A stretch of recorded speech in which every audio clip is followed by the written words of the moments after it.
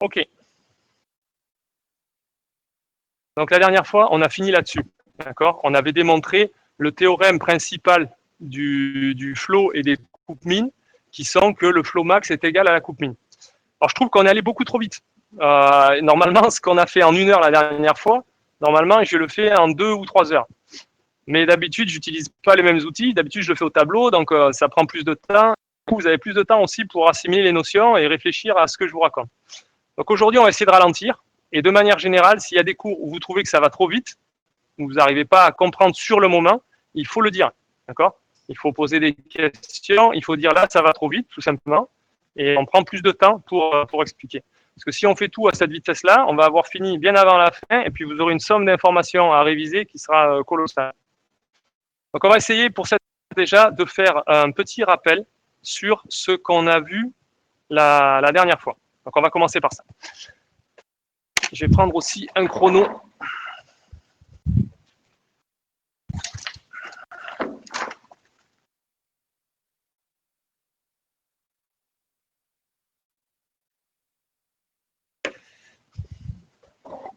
Ok. Alors, qu'est-ce qu'on a vu la dernière fois? On a vu la définition de ce qu'est un flow. Donc déjà, on avait donné la définition de ce qu'est un réseau de flow. Un réseau de flow, c'est un graphe orienté dans lequel il n'y a pas d'arc symétrique. Vous avez toujours un arc dans une seule direction entre deux nœuds. Donc par exemple ici entre A et D, il n'y en a pas entre D et A. Les nombres qui sont écrits en noir,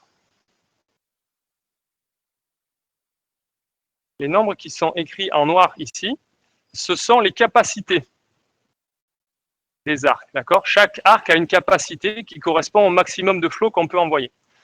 Et faire un flow dans un réseau de flow, c'est justement choisir une quantité de flow qu'on va envoyer sur chaque arc. Et elle doit respecter 2 contraintes, cette quantité de flow. Première contrainte, elle doit être inférieure à la capacité de l'arc pour tous les arcs. Donc vous pouvez vérifier qu'ici c'est le cas. 4 sur 6, 2 sur 2, 6 sur 8, 4 sur 6, etc. Ça, c'est une contrainte de capacité. Et la deuxième, c'est une contrainte de conservation. C'est qu'on doit vérifier qu'en chaque nœud, rien n'est créé et rien ne disparaît du flow. C'est-à-dire que ce qui rentre dans le nœud, en flow, 6 ici, c'est égal à ce qui sort, 2 et 4. Donc ici, on a bien 6 égale 2 plus 4. Ça, c'est la conservation. Et la conservation, elle doit être satisfaite sur tous les nœuds. Okay. Donc voilà, on a un flow qui respecte les capacités et qui est conservatif. Et on avait défini la valeur du coup d'un flow. On avait dit la valeur, c'est ce qui sort de la source, mais en net, c'est-à-dire ce qui sort moins ce qui re-rentre. Donc, ce qui sort moins ce qui re-rentre ici, vous pouvez voir qu'en fait, ici, il n'y a rien qui rentre. Dans ce cas-là, ça fait 10. Okay. Et on avait remarqué d'emblée que vu que le flow est conservatif sur chacun des sommets, sauf pour la source et sauf pour le puits. Okay, la source et le puits ne sont pas soumis à la contrainte de conservation. C'est eux justement qui créent le flow et qui absorbent le flow respectivement. Et donc on avait remarqué d'entrée que si tout ce qui est au milieu est conservatif, forcément ce qui sort en relatif de la source, c'est ce qui rentre en relatif dans le puits. Donc là on peut vérifier en effet que dans le puits il rentre 4 et 6, il rentre bien 10. Et ça c'est la valeur du flow qu'on avait noté comme ça. Et nous, notre problème, du coup, c'est d'essayer de faire un flow de valeur maximum. Pour ça, on avait parlé aussi du problème de la coupe et on avait défini 2 valeurs associées à une coupe. Donc, une coupe, qu'est-ce que c'est? C'est une bipartition des sommets, par exemple, comme ça, okay, qui sépare les sommets, qui sépare les sommets de droite. Et les 2 parties, on les appelle grand S, celle qui contient le petit s, et grand T pour celle qui contient le petit t. Okay. Et on vérifie quoi? 2 choses. La capacité. Donc la capacité d'une coupe, c'est la somme des capacités des arcs qui traversent de S à T. On ne compte pas moins les arcs qui traversent dans l'autre sens. Non, on compte que les arcs qui sortent. Donc de S à T, ici, on a 2, 4 et 4. Donc la capacité de cette coupe,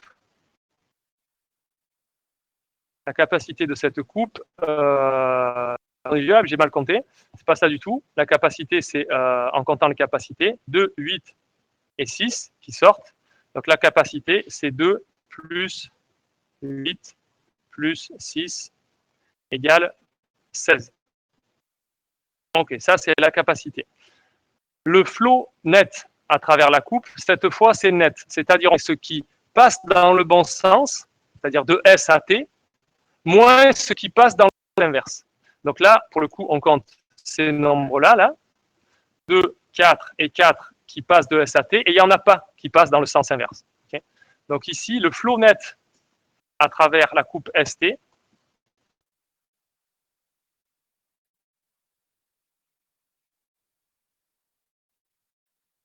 à travers la coupe ST, ça va être 2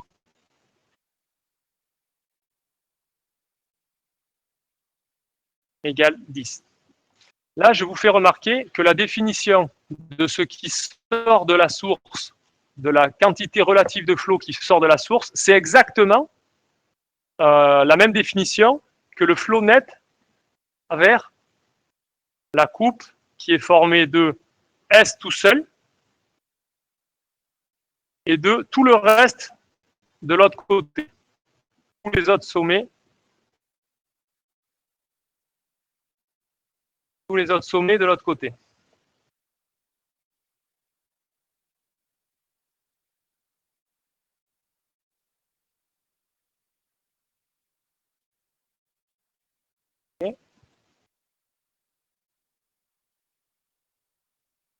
Ok. Et c'est aussi du coup la valeur du flot net à travers la coupe qui est formée cette fois de tous les sommets sauf T d'un T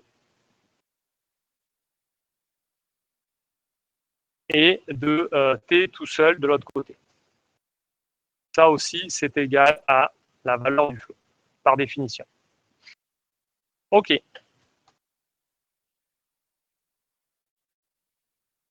Et on avait démontré quelque chose, on avait remarqué et démontré que, en fait, pour toute coupe, pour toute ST coupe, vous vous rappelez que je parle tout le temps de ST coupe, c'est-à-dire que je ne m'autorise que les coupes qui séparent S et T, qui laissent S d'un côté et de l'autre côté. Pour toutes les coupes qui sont comme ça, on avait remarqué un truc qui était assez incroyable, c'est qu'en fait, le flot à travers la coupe, c'est toujours le même. Par exemple, si je prends celle-là, le flot à travers la coupe, c'est il y a 2 qui sortent, il y a 4 qui sortent, il y a 4 qui sortent et il n'y a rien qui rentre. Donc le flot net à travers cette coupe, c'est 10. Par exemple, celle-là. Okay. Là encore, ça sort et ça sort. Donc il y a 2 plus 2 plus 6, c'est encore 10. Et c'est comme ça pour toutes les coupes qui séparent S et T. Par exemple, celle-là aussi, ça doit être 10. Alors il rentre 4, il sort 2 et il rentre 4. Donc ça fait 12 moins 2, le flot net. Et ça fait encore 10.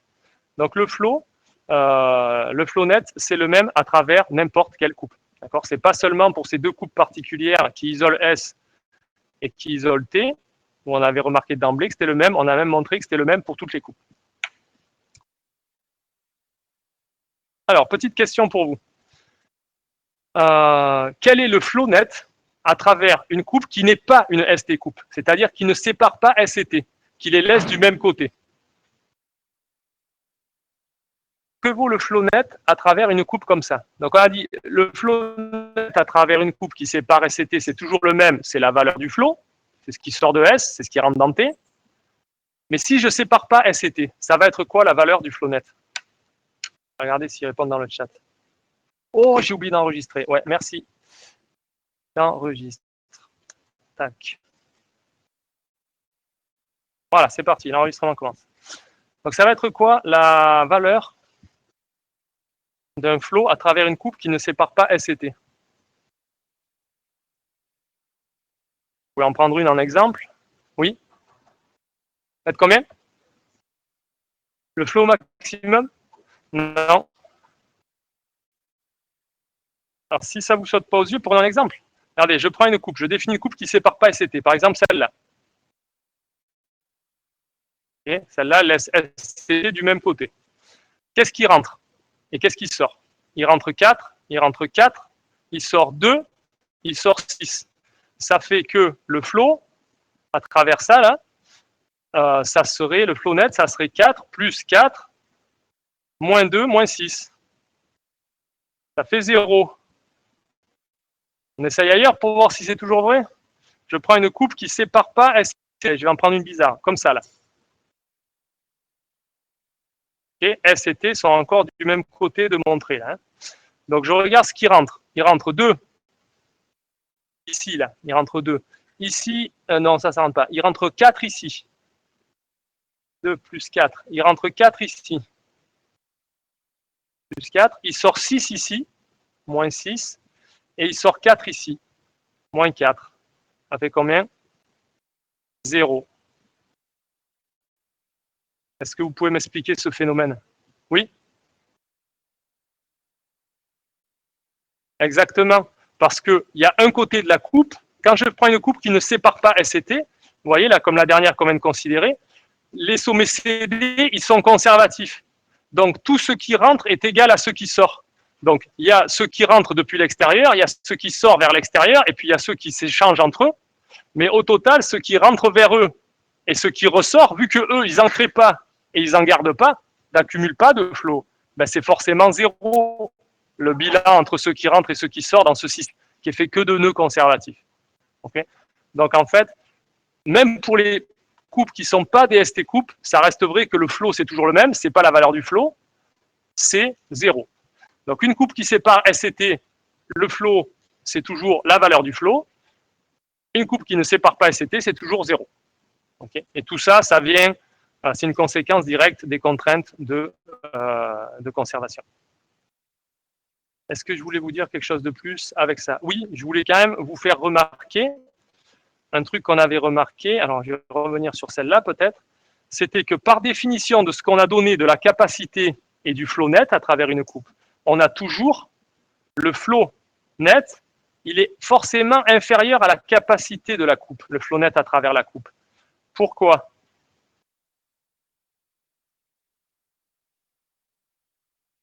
Parce que la capacité de la coupe, c'est la somme de tous les arcs qui sortent de la coupe, qui passent à travers la coupe dans le bon sens. Donc le flot maximum net que je peux faire passer à travers la coupe, ça consiste à mettre tout ça au maximum. Je mets le flot au maximum des capacités pour tous les arcs qui sortent et je mets 0 pour tous les arcs qui rentrent. C'est comme ça que je vais obtenir la différence maximale. Et du coup, ben ça peut pas être plus grand que la somme de tout ce qui sort. C'est exactement égal à la somme de tout ce qui sort. Donc, le maximum que je peux faire passer à travers ma coupe, il est vraiment défini par la capacité de la coupe. Donc, ça veut dire quoi? C'est une espèce de généralisation de la capacité et du flot, pas à ce qui se passe sur un arc, entre deux nœuds, mais ce qui se passe entre deux paquets de nœuds qui contiennent S d'un côté et T de l'autre. En fait, on peut parler pareil du flot qui passe entre deux paquets de nœuds, c'est ça une coupe, et de sa capacité. Voilà. Et forcément, vu qu'on respecte les contraintes de capacité, eh bien, on respecte aussi le fait que le flot net est inférieur à la capacité de la coupe. OK. Ça y est, ça commence à sauter.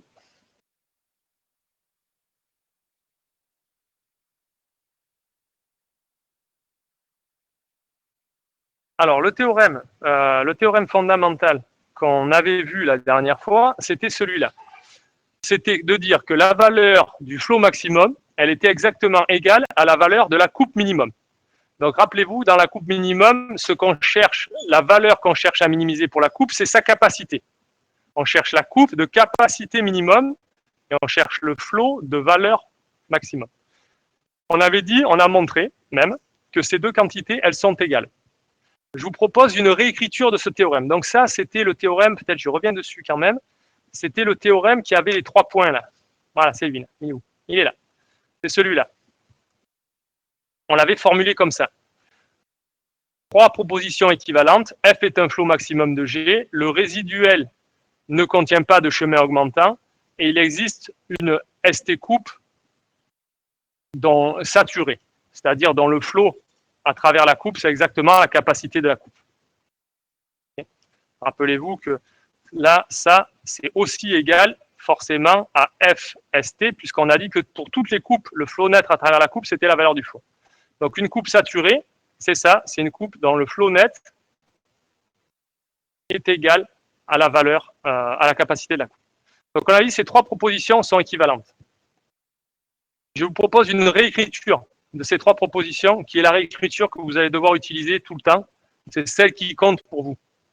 Une autre façon de dire les équivalences, d'accord? C'est celle qui compte pour vous, c'est celle qu'on va utiliser en TD, c'est celle que vous aurez à appliquer dans tous les tests qu'on va faire et où je vous poserai des petites questions. Ça va être ça, ça va être cette réécriture. Ce qu'il faut avoir compris, c'est que le flow est maximum, c'est équivalent à, il existe une coupe saturée. Une coupe saturée, on peut le dire de plusieurs façons. Une façon, c'est de dire que le flow net à travers la coupe,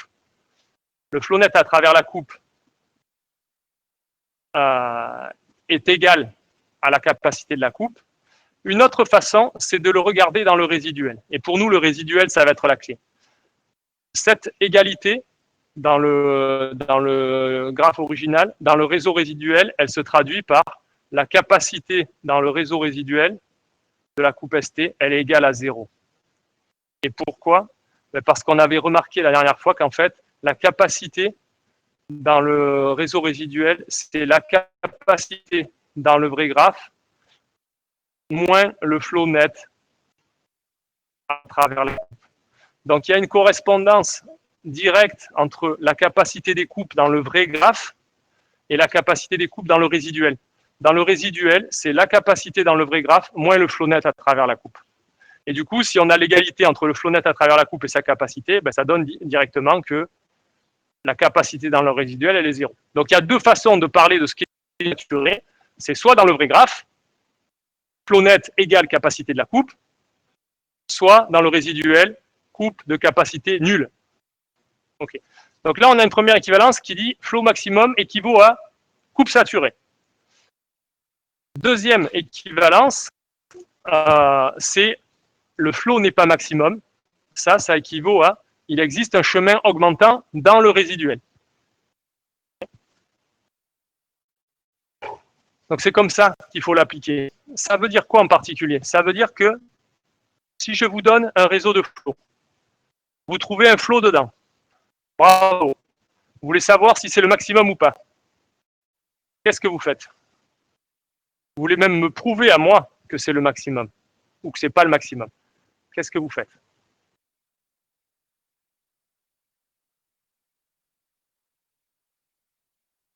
On va voir s'ils ont des idées à distance.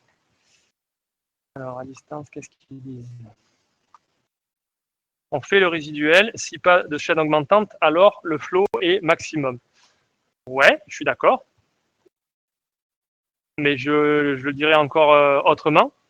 Ben, il y a deux solutions. Soit vous vous apercevez qu'il est maximum, soit vous voulez prouver qu'il est maximum. Donc là, ce qui vous donne votre camarade, c'est la méthode pour savoir s'il est maximum ou pas. Et moi, je veux la preuve après. Une fois que vous avez décidé s'il est maximum ou pas, je veux la preuve. La preuve du maximum, c'est quoi? Vous exhibez une coupe saturée. Vous définissez une coupe et vous me montrez que le flow net à travers cette coupe, c'est égal à sa capacité, ou alors vous le montrez sur le résiduel, vous montrez que dans le résiduel, la capacité de cette coupe, elle est nulle. Au fait, à quoi ça ressemble une coupe de capacité nulle? C'est quand même pas évident une coupe de capacité nulle. À quoi ça ressemble?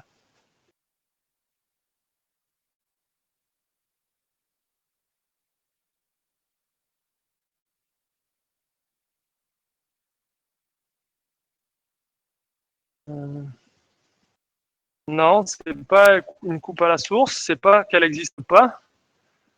Oui. C'est une coupe qui quoi? Qui passe?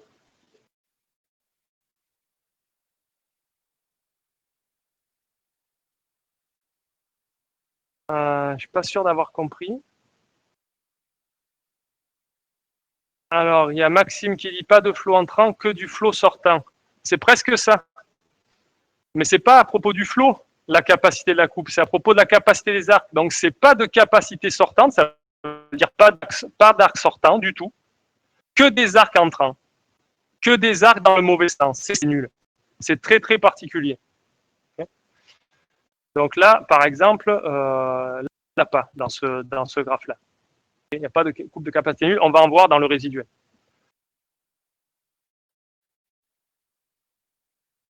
Alors, justement, faisons les deux cas. le cas où vous avez un flot maximum. Donc là, le flot qui est dessiné sur le graphe d'en haut, il est maximum, et du coup, j'ai fait le résiduel. Petit rappel, du coup, comment est-ce qu'on fait le résiduel? Vous vous rappelez que dans le même sens que l'arc, on met de combien augmenter le flot encore. Donc là, il est à 8 sur 8. De combien on peut l'augmenter? 0. C'est pour ça qu'il n'y a pas d'arc de S vers A dans le résiduel. Il n'y a qu'un arc de A vers S. Qui dit quoi? Qui dit que par contre, on ne peut pas l'augmenter, le flot de S à A, mais par contre, on peut le baisser. Donc, pour le baisser, on fait passer du flot de A à S. Et là, on peut le baisser de combien? De 8. Ici, c'est pareil, elle est maximale, donc il n'y a pas de flèche dans le sens où était l'arc là-haut. Il n'y a qu'une flèche retour qui indique qu'on peut baisser le flot de 2, mais on ne peut pas l'augmenter entre A et D.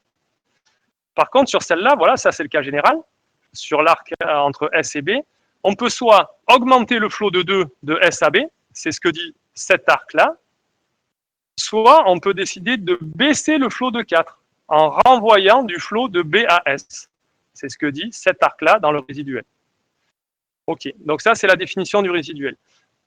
Donc le flot là, je vous dis qu'il est maximum, mais bon, vous n'êtes pas obligé de me croire, encore faudrait-il le prouver.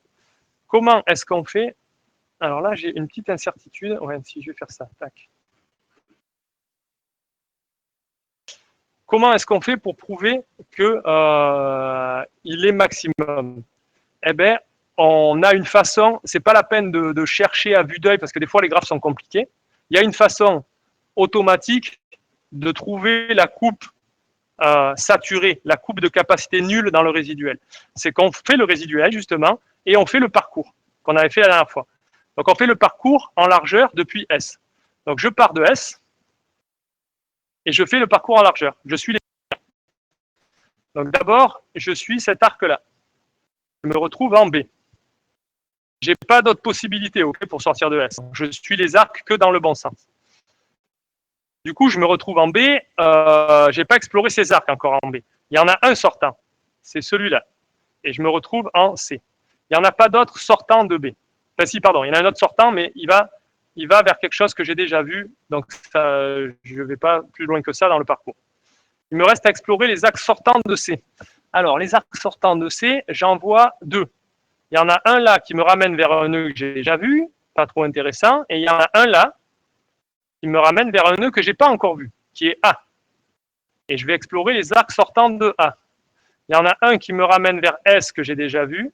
Et il y en a un qui me ramène vers C que j'ai déjà vu. Et il n'y en a pas d'autres. Et là, j'ai exploré les arcs sortants de tous les sommets que j'ai rencontrés dans le parcours. Donc, il n'y a plus d'arcs sortants de ce paquet-là de sommets. Ben, du coup, s'il n'y a plus d'arcs sortants, il n'y a que des arcs entrants. Ça veut dire, avec ce qu'on vient de dire, coupe de capacité nulle. Cette coupe-là, définie par l'ensemble des sommets que vous avez trouvés dans le parcours, contre le reste du monde, eh ben, il n'y a que des arcs entrants. Ça veut dire que somme de capacité des arcs sortants, vu qu'il n'y en a pas, c'est 0. Okay. Donc, capacité de cette coupe dans le résiduel, elle est à 0. Ben voilà, ça c'est une preuve que le flot est maximum, d'après le théorème qu'on a vu sur les flow max, coupe min. Une autre façon, ça serait de l'exhiber, vous pouvez aussi le prouver directement sur le graphe, mais pour trouver la coupe, il faut le faire sur le résiduel. Soit vous la trouvez au pif sur le graphe, si vous avez de la chance, vous apercevez que celle-là, d'entrée, elle est saturée. Donc sur le graphe, là, comment ça se voit? Là, il y a des arcs sortants. Et comment est-ce qu'on voit qu'elle est saturée? C'est que tous les arcs sortants sont au taquet, maximum de leur capacité, arc sortant, maximum de la capacité, et tous les arcs rentrants, s'il y en a, sont à 0 de flot. Du coup, le flot net, si tout ce qui sort est au maximum et tout ce qui rentre est à 0, le flot net est égal à la capacité. Donc ici, on a bien le flot net sur ST est égal à la capacité de la coupe SCT, et en l'occurrence, c'était quoi ce nombre? C'était 2 plus 2 plus 8, c'était 12. Donc ça, c'est la preuve que ce n'est pas la peine de chercher à augmenter ce flot, c'est impossible.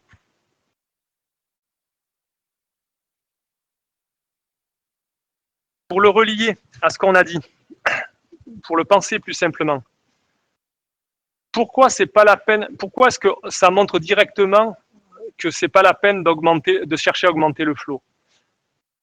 Parce que vu qu'on a dit que le flot net, à travers n'importe quelle coupe, c'était le même, c'était la valeur du flot, si vous voulez augmenter le flow, il faut l'augmenter de la même chose à travers toutes les coupes.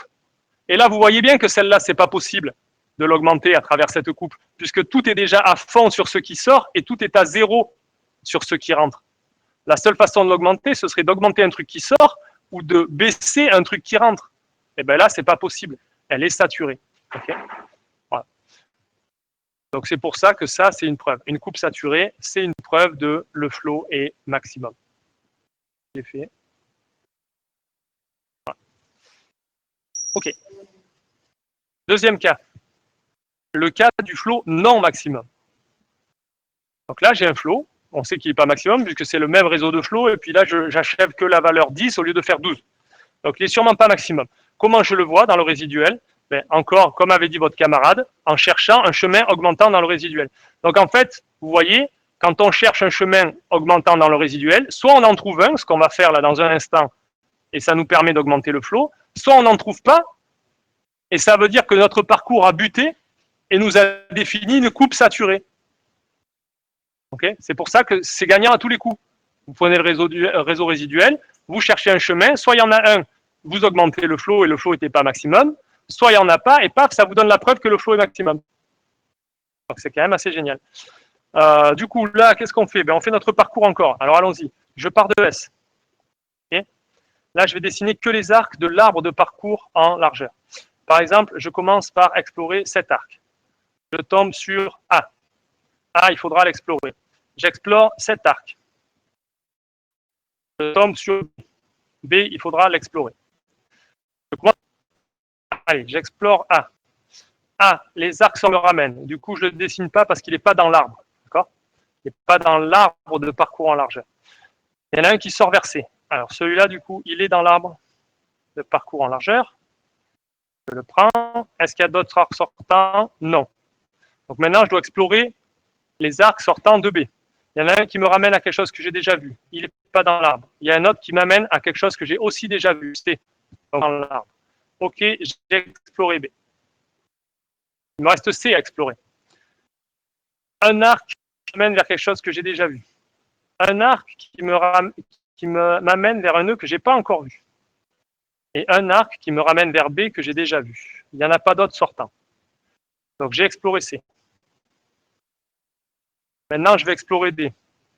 Un arc qui m'amène vers quelque chose que j'ai déjà vu. Je ne le mets pas dans l'arbre. Un arc qui m'amène vers un nœud que je n'ai pas encore vu. Oh, mais ça, c'était... Et moi, c'était ça que je cherchais. Je voulais savoir s'il y avait un chemin à T. Ben là, je vois que oui, puisque j'ai pu atteindre T dans mon parcours. Donc, je m'arrête, j'ai trouvé T, je suis content. Il n'en faut pas beaucoup, vous voyez.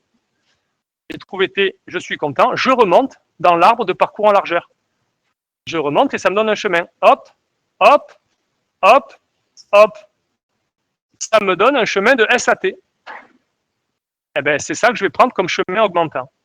Alors, je l'ai dessiné un peu mieux normalement sur le slide d'après. Voilà, il est là, le chemin qu'on a trouvé. Okay, c'est celui-là que m'a donné en largeur.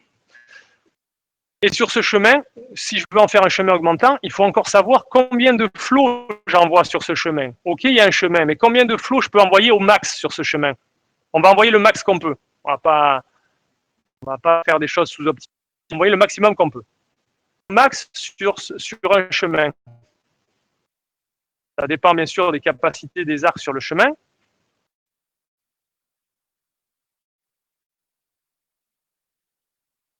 Et oui, Bastien, le min, c'est ça. Ce qu'on peut envoyer, le maximum qu'on peut envoyer, donc c'est pas qu'on peut envoyer, c'est le maximum qu'on peut envoyer en plus sur le chemin, c'est le min des capacités des arcs. Donc ici, vous en avez une à 2, une à 4, une à 2, une à 4. Le min, c'est 2. Donc au maximum, ça, le min, c'est ce qui est bloquant. Donc au maximum, vous pouvez envoyer 2 sur ce chemin. Okay, donc c'est ce qu'on fait. On décide d'envoyer 2, c'est-à-dire qu'on fait un flow comme ça dans le résiduel où il y a 2, 2, 2, 2. Voilà. Et du coup, qu'est-ce que ça fait? Ben, on va le reporter dans le graphe original. C'est-à-dire qu'ici, vu qu'on a envoyé 2 de plus entre S et A, ici, on va faire plus 2. 2 de plus entre A et C, on va faire plus 2. 2 de plus entre C et D, on va faire plus 2. 2 de plus entre D et T, on va faire plus 2. Okay, et ça, c'est ce que j'ai fait sur le slide d'après. Paf, ça fait passer ces valeurs à 8, 6, 2, 4. Et là, on se retrouve avec un flow qui est plus grand. Et c'est le flow d'avant, donc on sait en plus qu'il est maximum. Mais là, des fois, en général, il faut le faire plusieurs fois, hein, de trouver un chemin augmentant avant d'arriver sur un flow maximum. Bon. Ben justement, il nous manque un truc à faire pour résoudre le problème. On a analysé toute la structure du problème et on a compris que l'histoire de flow maximum, et on a fait la relation en plus avec coupe minimum qui est super utile pour comprendre le flow. Et maintenant, ce qui nous manque, c'est quoi?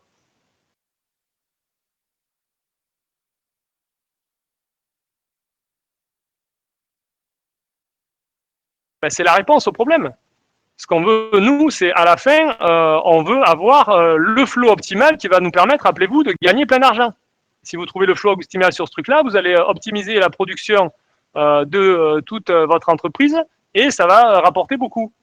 Donc nous, ce qu'on veut à la fin, c'est étant donné le réseau de le flow maximal. Et pour ça, il faut faire quoi? Hein?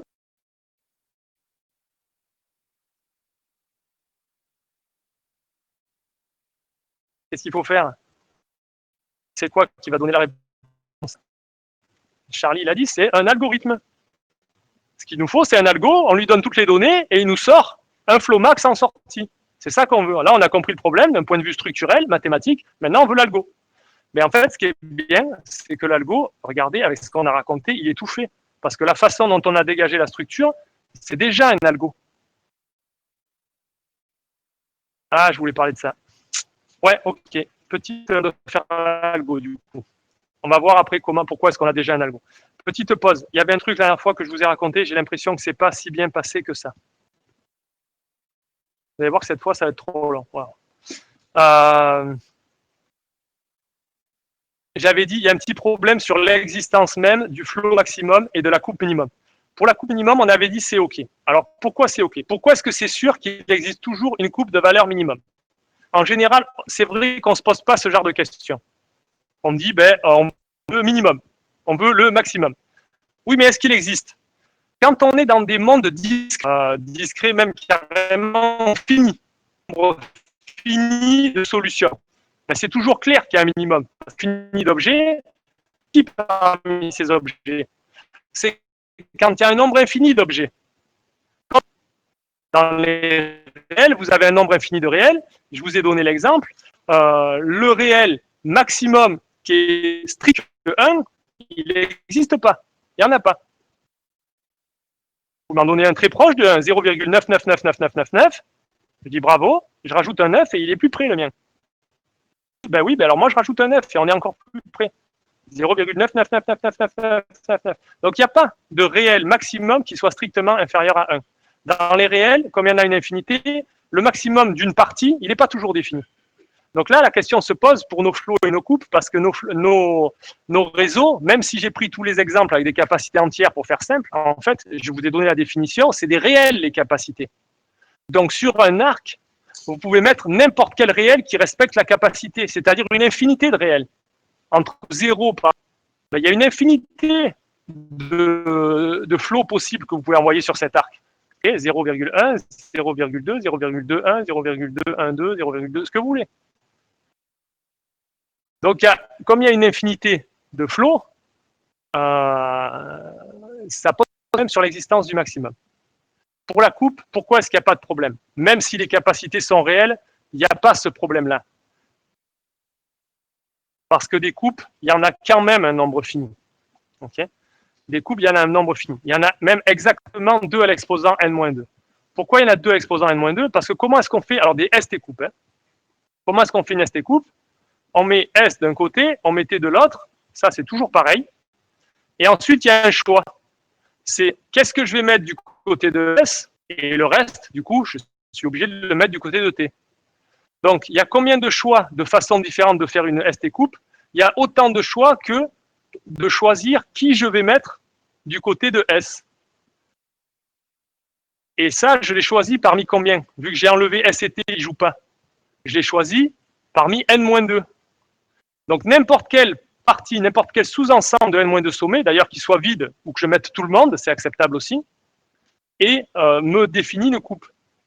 Et des ensembles sur N-2 sommets, il y en a combien?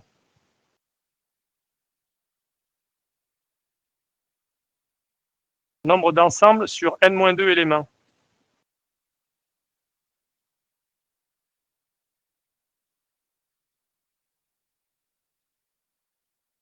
Vous savez pas ça?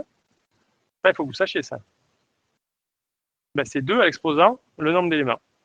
2 à l'exposant n-2. Okay. Quand vous comptez l'ensemble vide et l'ensemble qui contient tout le monde, le nombre d'ensembles différents que vous pouvez faire avec une collection de k éléments, c'est 2 à l'exposant k. Ouais. Pourquoi c'est 2 à l'exposant k d'ailleurs? Pour les informaticiens, c'est facile à voir. C'est que vous mettez 0 sur ceux que vous ne prenez pas et vous mettez 1 sur ceux que vous prenez. Donc vous avez k objets et pour chacun, vous décidez si vous le prenez ou pas. Ça veut dire que vous mettez 0, vous ne le prenez pas, vous mettez 1, vous le prenez. Comme il y a de façons différentes de définir des 0 et des 1 sur k objets, disons k bits, ben, il y en a 2 exposants k. Ok. Donc, vu qu'il y a un nombre fini de coupes, il n'y a pas de problème, la coupe minimum, c'est bien défini. Le problème de l'existence du flow, c'est celui que je viens de vous dire. C'est que vu qu'il y a une infinité de flows, à cause de cette histoire que nous, quand on forme un flow, on choisit un réel sur un arc et qu'il y a une infinité de choix possibles, on ne sait pas s'il y a un flow maximum. Par contre, qu'est-ce qu'on sait? Il y en a un d'entre vous qui l'avait dit la dernière fois. On sait un truc qui est sûr, c'est que la valeur du flow, elle est bornée. Elle ne peut pas aller au-delà de une certaine valeur. En l'occurrence, elle ne peut pas aller au-delà de quoi? Au-delà de? Oui, on avait dit ça la dernière fois, mais je me suis aperçu que c'était un peu large comme majoration. Il y a un truc qui est plus évident, c'est qu'on ne peut pas aller au-delà de la somme des capacités sortantes de S, par exemple. D'accord? Vous prenez la somme de... vous ne pourrez pas faire un flow qui est plus grand. Donc, il est naturellement borné par la somme des capacités de tout ce qui est des arcs qui sortent de S, par définition. Du coup, il est borné, c'est vrai, mais ça ne résout pas le problème, parce que juste avant, je vous ai montré le problème avec un truc qui était borné aussi. Je vous ai dit les entiers strictement inférieurs à 1. Donc, il y aurait un danger qu'il y ait des flots de plus en plus grands, flow 1, flow 2, flow 3, etc., que la valeur du flow 1, ce soit 0,9, la valeur du flow 2, ce soit 0,99, la valeur du flow 3, ce soit 0,999, etc., que ça s'approche aussi près qu'on veut de 1, mais que ça n'arrive jamais à 1. C'est-à-dire, peut-être il n'existe pas de flow de valeur 1, mais il en existe un flow de valeur 0,999, 0,99999, 0,99999, etc. Du coup, la question du flow maximum, si c'est ça, il n'y a pas de problème. Vous pouvez exhiber un flow aussi bon que vous voulez, j'en exhiberai un meilleur. J'irai chercher celui avec un 9 de plus. Donc, il n'y a pas de réponse acceptable au problème. C'est pour ça que ça m'embête. D'accord? Et que je voudrais qu'à un moment donné, on montre qu'il y a vraiment un flow maximum. Alors, c'est assez rigolo. C'est rare. D'abord, déjà, c'est rare qu'on se heurte à ce genre de problème en informatique, puisqu'en général, on travaille sur des problèmes qui sont entièrement finis. Même quand on est dans les réels, vous voyez, les coupes minimum dans les réels, ça ne pose pas de problème, parce qu'il y a un autre truc qui fait que le problème est fini. Donc, c'est rare qu'on se heurte à ce genre de problème. Et là, il y a quelque chose qui est beau, c'est que, en tout cas, dans le cheminement que je vous propose, on va montrer uniquement à la fin qu'il y a un flow maximum. C'est-à-dire, tout ce qu'on a raconté sur le flow maximum, c'est s'il y a un flow maximum, il est comme ça. Et à la fin, à toute fin de toute fin, dernier slide, on montrera que oui, il y a un flow maximum. Okay? Oui.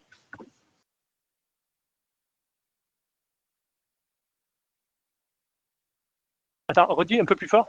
Si on suit la deuxième méthode, pour faire quoi? Dans le réseau résiduel? Oui. Non, ça te le fait augmenter. Mais peut-être ce qui va se passer, c'est qu'il va augmenter de 0,999, tu trouves ton chemin augmentant, et en fait, il va te faire augmenter à 0,99999. Si tu veux me montrer qu'un jour, tu vas attraper vraiment la valeur limite, le 1, là en l'occurrence, dans cet exemple, il faut que tu me le prouves. Et en fait, c'est pas évident. Et vous allez voir, c'est même pire que ça. C'est que si on dit juste on prend un chemin augmentant, il y a des exemples où on n'attrape pas la valeur limite. Il y a une suite de chemins augmentants qui fait qu'on augmente, toujours, mais on n'atteint jamais la borne vers laquelle on augmente. Et je vais vous montrer même dans un moment, c'est encore plus grave que ça. La borne de laquelle on se rapproche, ce n'est pas le flow maximum. Donc si on choisit mal les chemins, il peut vraiment se passer des choses graves. On peut toujours augmenter le flow, en se rapprochant d'un truc qu'on n'attrapera jamais d'une part, et qui d'autre part, de toute façon, n'est pas le meilleur truc. Donc il y aura un petit truc en plus à faire avec les chemins pour que ça nous donne vraiment le flow maximum. Ben ça, c'est l'algo. En tout cas, on est d'accord, là, ce que tu viens de dire, c'est le corps de l'algo, c'est-à-dire que ce qu'on va faire, c'est on va partir d'un flow, on va trouver un chemin augmentant, on va avoir un flow meilleur, on va retrouver un chemin augmentant, on va avoir un flow meilleur, et on espère qu'un jour ça s'arrête, qu'on ne trouve pas de chemin augmentant, et dans ce cas-là, on est sûr que le flow est maximum. Le danger qu'on vient de pointer, c'est que peut-être on va toujours trouver un flow augmentant et qu'on va partir dans une chaîne infinie de flow augmentant. On va montrer dans un moment comment éviter ce problème. D'abord l'algo. Qu'est-ce qui s'est dit dans le chat? Ouais, ça y est, on fait Ford-Fulkerson. Donc, Ford-Fulkerson, l'algo, il est comme ça. L'algo, c'est quoi? C'est celui dont on parle depuis le début. C'est-à-dire qu'on part d'un flow. Alors, qu'est-ce qu'on va prendre comme flow pour partir? Vous pouvez partir de n'importe quel flow. Ce n'est pas un problème. Le flow le plus simple, si vous le faites en machine, c'est de mettre 0 partout. Donc, on part d'un flow qui est nul. On met 0 de flow sur chaque arc. Et on va l'augmenter successivement en trouvant un chemin augmentant dans le résiduel. Donc l'algo dit, tant qu'il existe un chemin de SAT dans le résiduel, on fait la chose suivante. On prend la plus petite capacité des arcs de ce chemin dans le réseau résiduel. Donc CF, c'est la capacité dans le résiduel. Donc on prend, c'est une notation compliquée pour dire ce qu'on a fait tout à l'heure. Je prends la capacité la plus petite sur le chemin que j'ai trouvé dans le résiduel. Je l'appelle CFP. C'est la plus petite capacité de P dans le réseau résiduel. Et je vais envoyer ce flot de S à T. Ça veut dire que pour chaque arc UV qui appartient au chemin, je fais la modification que j'ai fait tout à l'heure. J'augmente le flot sur cet arc. Donc si U et V est vraiment un arc du réseau, j'augmente le flot. Je fais le flot reçoit le flot plus ce que j'ai décidé de rajouter, là, qui est le même de partout. Et si U et V n'est pas un arc, ça veut dire que là, je suis à l'envers d'un arc. Je n'augmente pas le flot, je le baisse. C'est ça que dit le résiduel quand il y a un arc à l'inverse de l'arc original dans le réseau. D'accord ? Alors ça peut paraître bizarre, mais c'est utile. Des fois, si on vous donne un flot, c'est utile de baisser le flot sur un arc. C'est-à-dire que vous ne pouvez pas l'augmenter, le flot, si vous laissez toute cette quantité de flot là-bas, mais vous pouvez l'augmenter si vous passez par ailleurs. En fait, ce truc-là, ça revient à faire une redirection de flot vers un autre endroit. On va dire que c'était une impasse. Vous avez envoyé trop de flot là-bas, vous ne pourrez pas augmenter si vous restez dans ce chemin. Pour augmenter, il faut passer par ailleurs. Okay. Donc, c'est une espèce, on va dire, de... l'idée qu'il y a derrière, c'est redirection du flot. Mais l'idée plus basique, c'est juste que si j'ai un arc à l'envers dans le réseau résiduel, ça veut dire, si je décide d'envoyer du flot dessus, que je baisse le flot dans le réseau original. C'est pour ça qu'il y a un moins. OK. Donc, c'est exactement ce qu'on a fait tout à l'heure avec le chemin, sauf que dans mon exemple, il n'y avait que des plus. Il n'y avait pas de moins. Ok, la dernière fois, je vous avais fait un exemple avec un moins. Mais ce n'était pas un chemin, c'était un flot plus général. Donc, c'est ça l'algo. Tant qu'il y a un chemin augmentant, je m'en sers pour augmenter le flot. C'est vraiment bête. Ça s'appelle Ford-Fulkerson. Bon, c'est pas bête quand même, parce que ça s'appuie sur le théorème de structure qu'on vient de montrer. Alors, c'est bien, mais vous allez voir que ça pose quelques problèmes. Quel genre de problème ça pose? Pourquoi on veut le plus petit si on veut maximité le plus il faut le plus grand? Non. Alors non, Jérôme, tu ne peux pas prendre le plus grand sur le chemin parce que les plus petits, ça va bloquer. Tu ne peux pas. Voilà, c'est ce que qu'a dit Mélodie. Merci Mélodie. Tu es obligé de prendre la plus petite capacité sur le chemin parce que c'est ça qui te limite. Si tu essaies d'envoyer le plus grand sur l'arc qui a de capacité inférieure, tu ne vas pas respecter les contraintes de capacité sur le plus petit arc.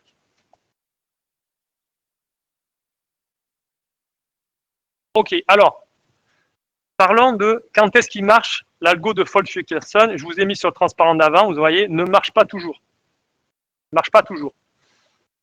C'est-à-dire qu'il renvoie pour le maximum. Là où il marche bien, c'est quand la capacité sur les arcs sont entières. Alors déjà, quand je dis il marche, je veux savoir deux choses. Je veux savoir déjà s'il termine. Je vous fais remarquer que s'il termine, c'est bon. La validité, c'est OK. Puisque s'il termine, c'est qu'il n'a pas trouvé de chemin augmentant. Et par le théorème qu'on a montré, ça veut dire que le flow est max. Donc s'il termine, il ne peut terminer que sur le flow max. Le seul danger, ce serait qu'il ne termine pas. Alors pourquoi est-ce qu'il termine si les capacités sont entières? Je vais voir ce qu'ils disent à distance, parce que ça les désinhibe d'être à distance. Ils disent plein de trucs. Non, pas là. Si. Pourquoi est-ce que si les capacités sont entières, c'est bon, on va terminer?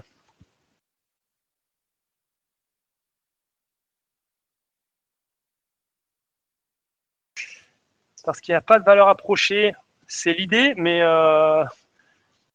il faudrait être plus pour me convaincre. Plus pragmatique. Mais c'est l'idée qu'il y a derrière. Regardez pourquoi, si les capacités sont entières, c'est OK. Parce qu'en fait, il faut remarquer que on commence avec un flot nul. Donc, en particulier, un flot nul, c'est un flot entier. On commence avec un flot dont les valeurs sont entières. Okay. Du coup, le résiduel, il est formé comment? Il est formé qu'en faisant des différences entre les capacités qui sont entières, on vient de dire, puisqu'on est là, je suis aux capacités entières. Donc, j'ai un flot entier, j'ai des capacités entières. Je forme le résiduel. Ben, dans le résiduel, toutes les capacités sont encore entières, puisque c'est que des histoires de différence entre deux entiers. Donc, si j'ai des entiers moins des entiers ou des entiers plus des entiers, je me retrouve avec un résiduel à capacité entière. Résiduel à capacité entière, du coup. Et moi, je prends le min sur le chemin que j'ai trouvé augmentant. Donc, c'est encore un entier. Okay. Une capacité entière. Je prends le min sur le chemin. Le min du chemin augmentant, c'est un entier.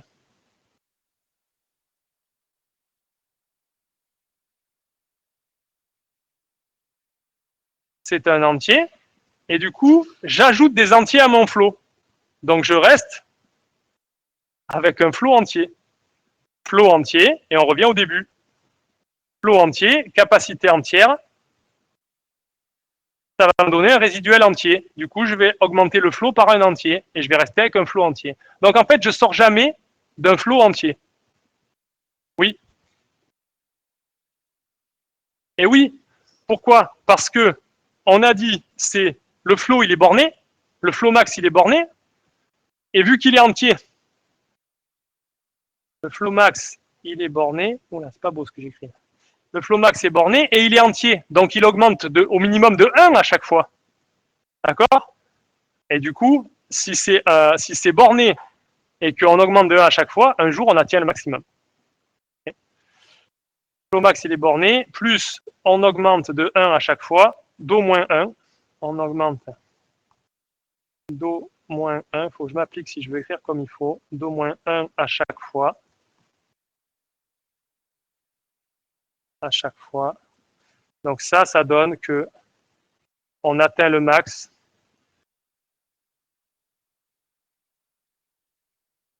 en un nombre fini d'étapes. Donc c'est pour ça que ça marche dans les entiers. Parce que quand tout est entier, on reste avec le flot entier tout le temps et on augmente de 1 à chaque fois. Comme c'est borné, paf, on y arrive un jour. OK. Donc la terminaison, c'est OK. En combien de temps on y arrive? Là, je vous propose une analyse de complexité assez pauvre. On y arrive, ça dépend de la valeur justement du flot max. Moi, à chaque fois, je vais augmenter de 1. Donc au pire, je chercherai combien de fois un chemin augmentant? Ben, la valeur du flot max, puisque j'augmente de 1 à chaque fois au moins. Donc au pire, je vais faire le nombre d'étapes qui est exactement égal à la valeur du flot max qui est entière. Et combien ça me coûte de faire une recherche de chemin augmentant? Ça me coûte grand taux de M. Ça, c'est pour chercher le chemin augmentant. Donc M, quand on fait des graphes, c'est toujours le nombre d'arcs ou d'arêtes. Et N, c'est toujours le nombre de sommets. OK. Alors par contre, est-ce que ça peut vraiment prendre ce temps-là ou est-ce que c'est plus rapide? Non, ça peut vraiment prendre longtemps. Petit exemple. Ici, je peux trouver un chemin augmentant comme ça. Comme ça, comme ça. C'est quoi le minimum des capacités sur ce chemin augmentant? Donc là, je suis d'accord, j'en prends un qui n'est pas bien, le chemin augmentant. D'accord? Mais c'est exprès pour vous montrer que ça peut mettre très bien. Combien de capacité minimum? C'est le 1. Donc je vais augmenter le flot de 1 partout. Quand je vais faire le résiduel, du coup, ici, ça, le 1000 va devenir 999. Et cet arc-là, il va pas être dans ce sens, il va être dans l'autre sens, toujours avec une capacité de 1. Je peux baisser le flot de 1 maintenant, si je veux. Et celui-là, il va être 999. Regardez, j'ai encore un chemin augmentant.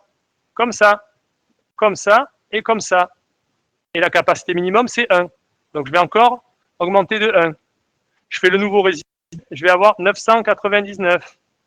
Ici, je vais avoir 999. Là, je vais toujours avoir 1, mais je vais avoir remis l'arc dans le sens où il était au départ. Et je vais retrouver un chemin augmentant comme ça, de capacité 1. Donc, en fait, je peux faire, au lieu de faire un flot de 2000 en 2 chemins, je vais faire 2000 fois un chemin. À chaque fois, je vais augmenter de 1 grâce à cet arc. Okay. Donc, ça peut mal se passer et ça peut vraiment prendre ce temps-là d'arriver à l'optimum. Question, comment je fais si mes capacités sont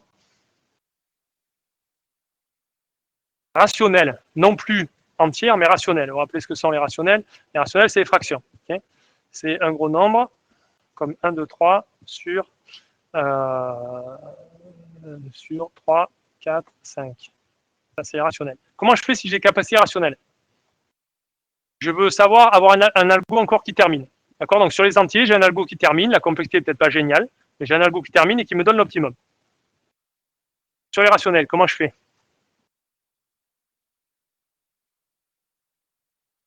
Rationnel et entier, en général, c'est presque pareil.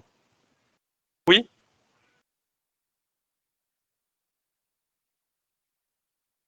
Ouais. Exactement. On peut multiplier tous les arcs par le même nombre. Ça ne va pas changer la valeur maximale du flot. Enfin, si, ça va la multiplier par ce nombre, mais ça ne va pas changer le flot maximal. Après, je pourrais rediviser à la fin. Ça ne va pas changer le problème. Donc, je peux multiplier tous les arcs par un même nombre. Quel nombre je vais choisir pour que mes rationnels deviennent des entiers? Ben, je vais choisir un nombre qui va faire sauter tous les dénominateurs. Le nombre le plus petit que je peux choisir pour faire ça, c'est le plus petit commun multiple à tous les dénominateurs. Sinon, vous pouvez prendre le produit de tous les dénominateurs, on voit immédiatement que ça marche. Mais c'est gros. Là, si on prend le plus petit commun multiple, ben, comme c'est un commun multiple de tous les dénominateurs, hop, tous les dénominateurs, ils sortent, on se retrouve qu'avec des entiers. Donc, on se retrouve à changer les capacités pour un truc qui est entier. On fait notre algo. Le problème, c'est que le truc, il est entier, mais il est beaucoup plus gros en valeur. Et notre, du coup, en combien de temps il converge? Ben, la même chose qu'avant, sauf que là, c'est la valeur du nouveau flow max sur le réseau que je viens de faire en multipliant. Donc ça, c'est encore plus gros et ça va prendre encore plus de temps. Et donc, si j'ai des capacités réelles, qui était notre cadre d'étude initiale, je ne vais pas vous le montrer en détail, je vais vous renvoyer à Wikipédia, qui contient l'exemple, mais ça se passe mal. Et ça peut se passer très mal.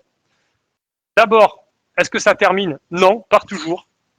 Donc, pour que ça ne termine pas, vu qu'on vient d'expliquer que le Ford Fulkerson, il termine pour les entiers et il termine pour les rationnels, si dans les réels, il ne termine pas, c'est forcément qu'on a mis au milieu des irrationnels. Okay, donc, des nombres du style, je ne sais pas moi, racine de 2, ou peut-être même pas algébrique, transcendant, E à l'exposant 3. Okay, donc là, dans ce cas-là, eh ben, ce n'est pas garanti qu'il termine, il y a des exemples où il ne termine pas. Mais là, vous auriez pu me dire, oui, mais bon, là, c'est vraiment des coupages de cheveux en 4 de théoriciens. Moi, en pratique, quand je vais le faire, s'il ne termine pas, c'est pas trop grave. Du moment qu'il converge vers la valeur maximum, je m'arrête quand je suis à un epsilon. Par exemple, je fais un programme, je fais des chemins augmentants. Au début, il m'augmente de 3, de 4, de 5, de 2, de 1, de 3, de machin, etc. Au bout d'un moment, ça commence à être augmentation de 0,1. Puis après 0,001, puis 0,0001. Au bout d'un moment, je dis, bon, ben c'est bon, j'arrête. Et je veux pas, je m'en fous de savoir un flow vraiment absolument maximum. Moi, ce que je veux, c'est optimiser le truc pour mon entreprise. Donc, si c'est pour gagner un epsilon, ça se voit même pas, ça sert à rien. Donc, je m'arrête quand je commence à augmenter que de très peu. Eh ben oui, mais ça marche pas. Donc, en pratique, c'est vraiment un problème. Ça marche pas pour 2 raisons. D'abord, quand vous commencez à augmenter de 0,001, vous savez pas si vous êtes prêt ou pas en réalité. Parce que peut-être vous allez augmenter 1 milliard de fois de 0,001. Auquel cas, à la fin, vous aurez augmenté 2000. Donc ça, vous ne pouvez pas prédire à l'avance juste en regardant l'écart, est-ce que ça va converger rapidement ou pas? C'est pas simple. Et d'autre part, et c'est surtout ça que je voulais vous dire, c'est qu'en fait, malheureusement, je vous l'ai dit tout à l'heure d'ailleurs, quand ça converge, des fois, ça converge vers une valeur qui n'est pas du tout l'optimum. C'est-à-dire que l'algo, il converge vraiment, vous avez raison, vous pourriez vous arrêter, parce qu'il ne va pas aller beaucoup plus loin, mais le point où vous amenez, ce n'est pas du tout l'optimum. Et même, vous savez quoi? Il peut être aussi loin qu'on veut de l'optimum. C'est-à-dire que vous pouvez faire des réseaux dans lesquels le flow optimum, c'est flow maximum, c'est grand M, appelé grand M, et vous, l'algo, il converge vers 2. Donc grand M peut valoir 1 milliard, votre algo, il convergera vers 2, peut valoir 2 milliards, il convergera toujours vers 2, et donc en fait, vous êtes très très loin de l'optimum. Donc il faudrait vraiment faire quelque chose pour qu'on soit sûr d'atteindre le maximum un jour. Eh bien, vous savez quoi, c'est pas compliqué du tout ce qu'il faut faire, et c'est même très naturel. Là où c'est difficile, c'est de montrer que ça marche. Mais l'idée, elle n'est pas incroyable. L'idée, c'est de dire, à la place de prendre n'importe quel chemin augmentant, je vais prendre un plus court chemin en nombre d'arcs. Donc plus court, c'est au sens vraiment juste le nombre d'arcs. C'est pas, je me moque des capacités qu'il y a dessus, ok? Je regarde pas les nombres. Je prends le plus court comme on a fait dans le BFS. Dans le BFS, on tombe sur un plus court. En fait, si vous faites ça, là, c'est garanti de converger. C'est garanti de terminer même, pas de converger, c'est garanti de terminer. Et même ça termine rapidement. Et il y a quelqu'un qui l'a montré, ça, c'est l'algo d'Edmond Scarf. Et Jack Edmonds, c'est quelqu'un de très connu dans le milieu, qui doit avoir 80 ans maintenant, et qui est un monument de l'algorithmique. Il a fait ça dans les années 70. Donc la prouesse, c'est pas de trouver l'idée de faire le plus court chemin, tout le monde l'avait eu, mais c'est d'arriver à montrer que quand on fait le plus court chemin, on va vraiment atteindre le maximum à chaque coup, et même, il a montré que ça se faisait rapidement. Donc terminaison garantie toujours pour tous les réels, même pour les irrationnels. La complexité qu'on obtient, c'est n fois m carré. N fois m carré. Donc n, c'est le nombre de sommets, et m, c'est le nombre d'arêtes. Donc, on peut discuter, du coup, j'avais prévu de vous faire la preuve, alors je ne comprends rien, la dernière fois, c'est 2 fois trop rapide, là, c'est 2 fois trop lent. J'avais prévu de vous faire la preuve de ça, mais je ne vais pas la faire, je vais juste la faire comment on dit, le synopsis de la preuve. Mais plutôt, à la place, on pourrait discuter de cette complexité, c'est bien ou c'est pas bien. Est-ce que ça va vous permettre de traiter des grandes instances ou pas? Nm carré. Ben dites-moi, est-ce que vous avez une idée de l'ordre de grandeur des instances qu'on peut traiter avec un algo de Nm carré? Combien de temps ça prend? Allez, on va dire, c'est un problème très important pour votre entreprise que vous allez résoudre avec ce flow. Peut-être vous pouvez calculer pendant très longtemps. Bon, 1 an non plus. Mais vous pouvez calculer pendant 1 mois. Vous pouvez faire tourner le programme pendant 1 mois. Si à la fin vous avez l'optimum, c'est le pactole. En 1 mois, vous espérez traiter quelle taille d'instance? Quelle taille de M?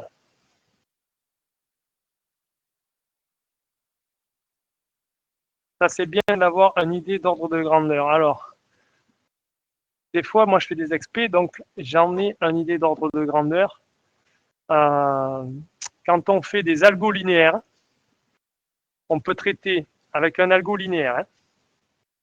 Linéaire, on peut traiter M égale 1 milliard en moins d'une journée. Souvent en quelques heures. Okay, ça dépend de la constante, évidemment, dans l'algo linéaire, mais 1 milliard en quelques heures. En quelques heures. Le problème, là, c'est que c'est pas linéaire. Hein. C'est M carré, et c'est même N fois M carré. Okay, donc ça commence à faire beaucoup. Alors, il faudrait faire le calcul. Je ne vais pas vraiment vous faire le calcul, mais vous pourrez le faire. Disons que ça, on le fait en 1 heure. On va prendre ça. Okay, ça, on le fait en 1 heure. Du coup, quelle est la taille de M? Alors, on va considérer à chaque fois que, allez, on va dire que N est égal à M divisé par 10. Ça veut dire chaque sommet a une vingtaine de voisins. Quel temps il faut, du coup, qu'est-ce que vous pouvez faire en une semaine? Voilà. La question, c'est en une semaine, allez, ou en un mois. En un mois, qu'est-ce que vous pouvez faire? Il faut compter, il y a combien d'heures en un mois? Il y en a 20 fois 30. C'est combien ça? Ça fait 750 heures. Il y a 750 heures, donc on peut faire 750 milliards. Le problème, c'est que le m, il est au carré. Donc, et qu'il y a le n en plus. Donc ça fait environ 750 milliards. Si on prend la racine carrée, ça va faire quelque chose qui est moins d'un million déjà, qui est quelques centaines de mille. Et là, j'ai même pas tenu compte du facteur n. Donc on va sûrement traiter des choses qui sont de l'ordre d'une dizaine de milliers de sommets ou d'arêtes.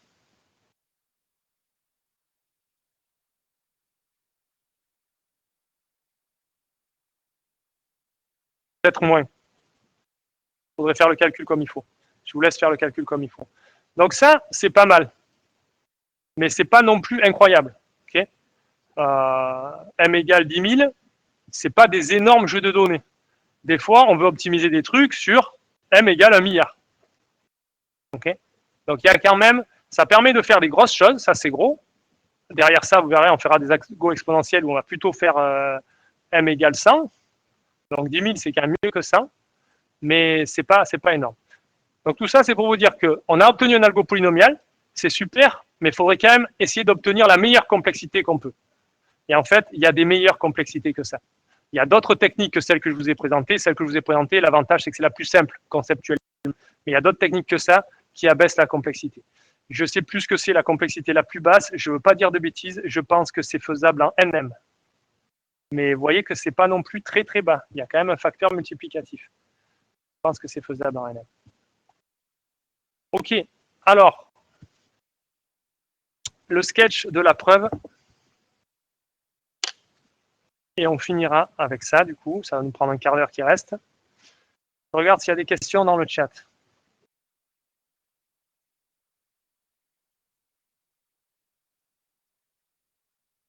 Oui, c'est ça, voilà. Ce qui est F étoile, c'est le flow qui atteint le maximum. Et norme de F étoile, c'est du coup la valeur maximum du flow. Alors, c'est pas exponentiel, là. Hein, la complexité qu'on a obtenue, c'est polynomial quand même. Et c'est même un petit polynôme, parce que vous pouvez obtenir des complexités en N4, N5, N6 des fois. Là, c'est juste Nm carré. Mais vous voyez que déjà, ça limite rapidement la taille des instances qu'on peut traiter.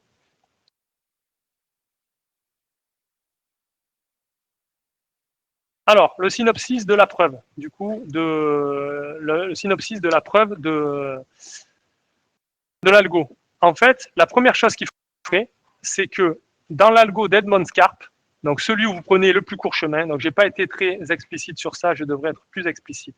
C'est quoi l'algo d'Edmond Scarp? J'ai écrit nulle part.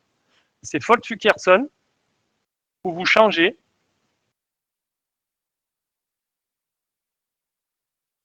Edmond Scarp, c'est exactement Ford-Fulkerson, mais au lieu de prendre n'importe quel chemin, s'il existe un chemin de SAT dans le résiduel, vous faites prendre P un plus court chemin. Sous-entendu, 2 SAT dans le résiduel. Et plus court chemin, qu'est-ce que j'appelle court? Je me moque des capacités. Hein. J'appelle ça court en nombre d'arcs. Que des fois, vous savez, on peut faire des longueurs de chemin qui tiennent compte de ce qui a marqué sur les arcs. Là, c'est pas de ça dont il s'agit. C'est vraiment juste, on compte le nombre d'arcs, c'est ça qui dit si le chemin il est court ou il n'est pas court. Ok, donc c'est ça l'algo d'Edmond Scarp. On n'a quasiment rien changé. Juste, on a pris un plus court chemin et grâce à ça, on va montrer que ça termine. Alors, en l'occurrence, comment est-ce qu'on montre ça? On montre que à chaque fois qu'on augmente le flow dans l'algo d'Edmond Scarp, vous savez, les preuves d'algo en informatique, c'est souvent des invariants. Là, l'invariant, c'est que la distance de S à n'importe quel sommet, dans le résiduel, le premier truc qu'on montre, c'est qu'elle ne peut pas décroître. Elle peut rester la même, elle peut augmenter, mais elle ne peut pas décroître. Okay, donc, on montre ça. De quelle façon? J'avais prévu de faire la preuve, du coup, je ne la fais pas, je fais juste le sketch. Donc on considère une augmentation et on appelle f et f' le flot avant et après augmentation. On suppose par l'absurde qu'il y a un nœud V pour lequel la distance a baissé strictement. La distance après, elle est plus petite que la distance avant, que la distance de SAV avant. Et on prend un tel sommet dont la distance dans le résiduel, dans le résiduel après, d'accord, le résiduel de f', elle est minimum. Et en fait, on peut montrer, en considérant le précédent sur le chemin, donc vous avez S, un chemin qui va jusqu'à U, et puis qui finit par l'arc UV. Et en fait, on peut montrer, on a pris V, parmi les gens qui ont cette propriété, là, dont la distance baisse, c'est celui dont la distance à S est le minimum. Du coup, vous en déduisez quoi? Pardon. Vous en déduisez que pour U, lui, la distance, elle ne baisse pas. Parce que U, il est plus proche de S que V, et V, j'ai pris 1 de distance minimale par rapport à S parmi ceux qui baissaient. Donc pour U, ça ne baisse pas. Et grâce à ça, on peut montrer que UV, ce n'était pas un arc du résiduel. J'aurais pas dû mettre E là, j'aurais dû mettre A. Ce n'était pas un arc du résiduel. On peut montrer ça, je ne le fais pas. Et on peut montrer qu'à cause de ça, si ce n'était pas un arc du résiduel, vous voyez que là, c'est un arc dans F'. Là, je suis dans F', c'est un arc. OK? Si ce n'était pas un arc dans F, et que c'est un arc dans F', c'est-à-dire après augmentation, par un chemin augmentant, il n'y a qu'une possibilité. Comment est-ce que c'est possible que j'avais un réseau résiduel, il y avait un arc qui n'était pas là, je prends un chemin augmentant, je recalcule le réseau résiduel, cet arc, il est là. Comment c'est possible?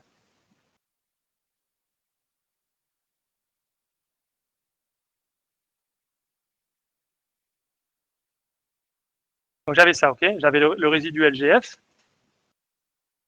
j'avais pas l'arc UV, il y avait peut-être VU, mais il n'y avait pas UV. Okay, et dans GF', j'ai UV.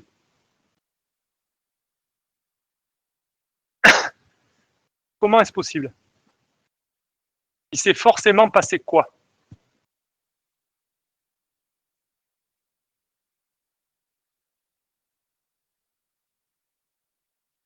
Oui.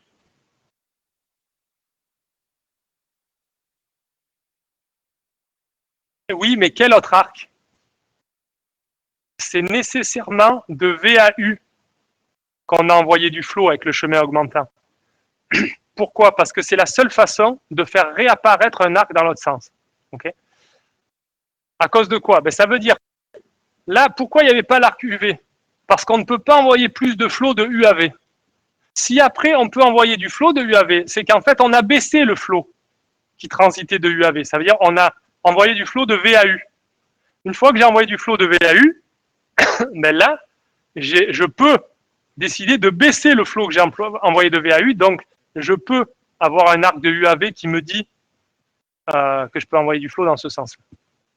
Donc, vous réfléchirez à ça, mais c'est la seule façon dont ça peut se passer. OK? Et du coup, avec ça, donc on montre que le flot a été augmenté sur l'arc VU dans le chemin augmentant. Et du coup, on arrive à montrer que, en fait, la distance de SAV, elle est avant, elle était la même qu'après, moins 2. Et ça, c'est une contradiction avec ça. Okay. On a supposé ça, et par l'absurde, on a montré que ce n'était pas vrai. Okay. Puisque là, ça veut dire en particulier que delta dans le prime, elle est plus grande que delta de GF. Okay, alors que nous, on a supposé qu'elle était strictement plus petite. Donc c'est absurde et il y a contradiction. Donc en fait, ça montre ça. Ça montre que la distance de S à un sommet, elle ne décroît jamais quand on fait l'algo, dans le résiduel. Elle ne décroît jamais. Et avec cet ingrédient, on peut montrer, ça peut-être j'ai le temps de vous le faire, on peut montrer que... Non, je ne vais pas avoir le temps de vous le faire. Mais on peut montrer qu'une arête, elle ne devient pas souvent critique. Alors qu'est-ce qu'on appelle une arête critique? On appelle une arête un arc. Il est critique s'il est sur le chemin augmentant et qu'il a la capacité minimum sur le chemin. D'accord? La capacité qu'on a choisie sur ce chemin augmentant pour augmenter le flot. Il y en a peut-être plusieurs d'arcs critiques sur un chemin augmentant, mais il y en a au moins un. Et il y en a au moins un qui réalise le minimum qu'on a choisi. C'est ça qu'on appelle être critique. Et en fait, on peut montrer qu'un arc, il ne devient pas critique plus de n sur 2 fois. Et comment on montre ça? Parce qu'on peut montrer que, un peu avec le même raisonnement que je viens de vous faire, on peut montrer que si à un moment donné, UV est critique, quand il est critique, je vais augmenter le flot à fond dessus. Donc l'arc, il n'existera pas. La fois d'après, il n'y a plus l'arc UV. Il y a un arc VU dans le résiduel. OK? D'accord? Si je prends un arc, je mets le flot à fond dessus, dans le résiduel, il n'y a plus d'arc dans ce sens-là, puisqu'on ne peut plus augmenter le flot. Il n'y a qu'un arc dans l'autre sens. Du coup, si je veux qu'il redevienne critique une nouvelle fois, avant, il faudra que j'envoie du flot de VAU. Donc, il faudra que je choisisse VU à un moment donné dans le chemin augmentant. Okay? Et en fait, ce qu'on montre, c'est que quand il se passe ça, la distance, elle a fait plus 2. La distance de U, donc la distance de U à S, elle a fait plus 2. Du coup, la distance de U à S, donc vous savez qu'elle ne baisse pas cette distance, on l'a montré juste avant. Mais là, elle a augmenté de 2. Et la distance de US, elle est bornée, elle ne peut pas aller plus que N. Okay? Et donc, du coup, ça peut se produire au plus N sur 2 fois. Parce qu'à chaque fois que ça se produit, on a fait plus 2 sur la distance, et la distance de S à U, ça ne peut pas être plus que le nombre de sommets. Il n'y a pas de chemin plus long que le nombre de sommets. Donc, en fait, ça peut se produire que N sur 2 fois. Et si ça se produit que N sur 2 fois, qu'une arête devienne critique, ça veut dire que des chemins augmentants dans l'algo, comme sur chaque chemin augmentant, il y a au moins une arête critique, il y en a au plus N sur 2 fois le nombre d'arêtes des chemins augmentants. OK? Et trouver un chemin augmentant, ça prend grand O de M. Ben voilà, on a la complexité. C'est NM carré. Okay? C'est ce qui est expliqué sur les slides suivants. Ça, c'est la preuve. Et ça, c'est l'explication de la complexité. Vous regarderez ça mieux à tête reposée. On va peut-être aller en TD. Donc l'algo d'Edmond-Cars, finalement, il termine. Et comme il termine, on est sûr qu'il termine sur un flot maximal, parce qu'il n'y a pas de chemin augmentant, sur un flot maximum. Et du coup, il est correct. Et en particulier, c'est la première fois que je viens de vous montrer qu'il y a un flot maximum. Puisque je viens de vous montrer que l'algorithme d'Edmond-Cars, il termine toujours, et il ne peut terminer que sur un flot maximum. C'est donc que le flot maximum existe. Depuis le début qu'on parlait de flot maximum, on ne savait pas si ça existait ou pas. C'est au dernier slide qu'on a enfin montré que ça existait. Grâce à l'approche algorithmique, où on a exhibé un flot maximal de façon constructive algorithmique, et en plus, ça nous donne un algo pour résoudre le problème. Même si je vous ai dit qu'il existe de meilleurs algos.